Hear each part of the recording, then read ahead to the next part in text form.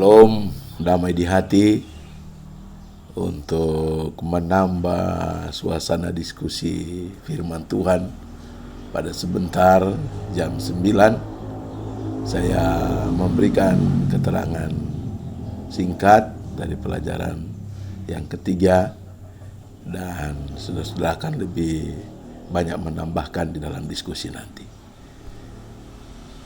Pelajaran kita yang berjudul Kuasa Yesus yang Ditinggikan. Ayat inti Efesus 1:19 dan 20 firman Tuhan. Dan betapa hebatnya Allah bekerja dengan penuh kuasa di dalam kita yang percaya.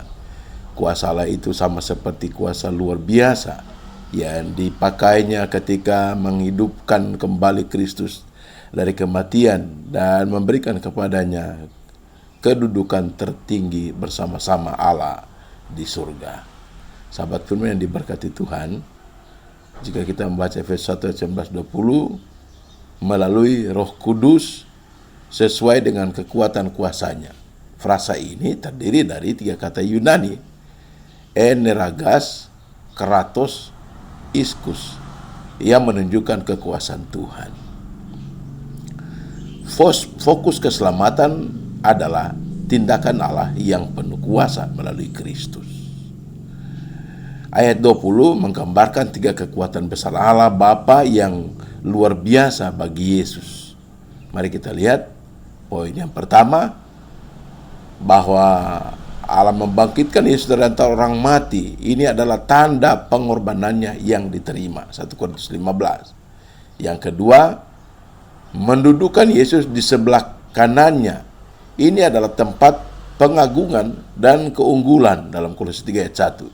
Ini juga mewakili pelayanan syafaat Kristus yang berkelanjutan dan pemenuhan nubuatan perjanjian lama. Saudara baca dalam Roma 8 ayat 34, Ibrani 7 ayat 25, 9 ayat 24, 1 Yohanes 2 ayat 1, Mazmur 110 ayat 1, Kisah 7 ayat 56. Yang poin yang ketiga, hal-hal yang telah dilakukan Bapa bagi Kristus telah dilakukan Kristus bagi para pengikutnya. Efesus 2 ayat 5 sampai ayat 6. Nah, menjadikannya kepala tertinggi gereja. Efesus 1 ayat 22. Penggunaan istilah gereja ini merujuk pada umat baru Allah yang unik, mencakup semua orang yang percaya, baik Yahudi dan bukan Yahudi. Efesus 2 ayat 11 sampai Efesus 3 ayat 13, Galatia 3 ayat 27 sampai 28. Mari kita lihat pelajaran pertama, berdoa dan mengucap syukur. Paulus termotivasi bahwa orang-orang percaya di Efesus berkembang dalam iman kepada Yesus dan dalam kasih satu sama lain. Paulus melaporkan bagi mereka bagaimana ia berdoa bagi mereka. Ada ucapan syukur adalah bahasa asli doa.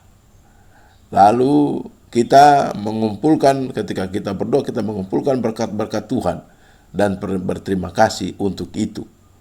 Yang ketiga, kita berusaha untuk memahami Tuhan bekerja dalam keadaan sulit dan memuji di atas kehadirannya. Aspek kehidupan Paulus. Ada 2 aspek kehidupan Paulus.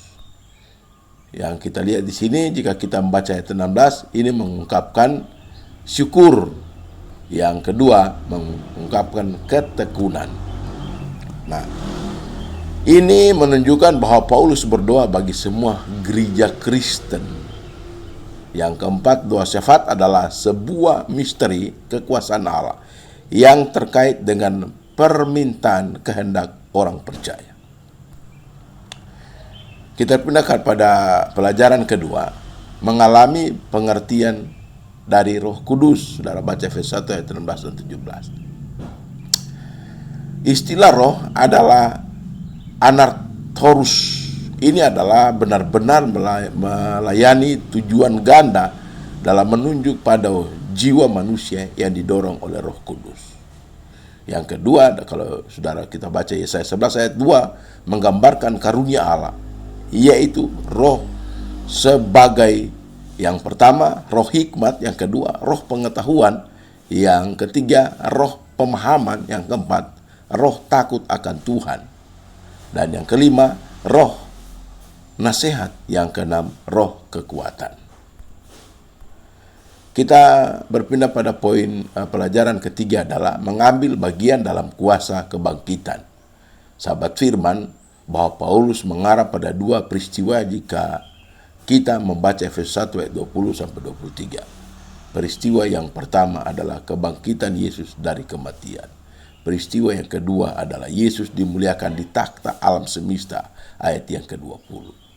Nah, mari kita lihat bahwa kebangkitan Yesus adalah keyakinan iman Kristen yang tidak dapat ditawarkan lagi. 1 Korintus 15 ayat 14 sampai 17. Karena Kristus telah bangkit, ini mengajarkan bahwa orang-orang percaya yang setia menantikan kebangkitan yang agung di masa depan kepada kehidupan kekal pada saat Kristus kembali. 1 Korintus 15 ayat 20 sampai 23. Kita berpindah pada poin pelajaran yang keempat, Kristus di atas segala kuasa. Nah, sahabat firman bahwa Paulus merayakan peninggian Kristus yang sekarang duduk bersama Bapa di atas takhta alam semesta. Dan Paulus beralih ke hubungan Yesus dengan pemerintah dan penguasa sebagai rekan sejawat dengan Bapa dan Yesus jauh lebih tinggi dari semua. Dan Yesus lebih tinggi dari semua jajaran malaikat. Ibrani 1 sampai Ibrani pasal 2. Pelajaran yang kelima, Yesus segala sesuatu dan jemaatnya. Nah, sahabat firman, jika kita baca ayat 22, segala sesuatu telah diletakkannya. Ketaatan adalah istilah militer untuk rantai komando. Mazmur 110 ayat 1, 8 ayat 6. Yang berikut, yang pertama, bahwa Bapa telah memberikan tempat pertama kepada anak dalam segala hal. Kolose 1 ayat 18 dan ayat 19.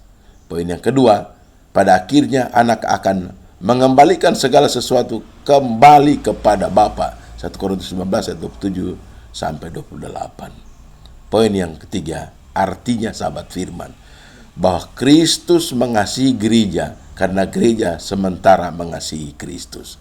Kolose 1 ayat 24. Poin yang keempat, gereja sedang diisi dengan jumlah sepenuh orang percaya. Roma 11 ayat 15. Kita datang kepada kesimpulan. Kesimpulan berupa pertanyaan yang kita renungkan dan jawab dalam hati. Yang pertama, bila mata hati telah melihat demonstrasi kuasa Allah, mengapa kita masih takut hidup sebagai pengikut Kristus, sahabat firman?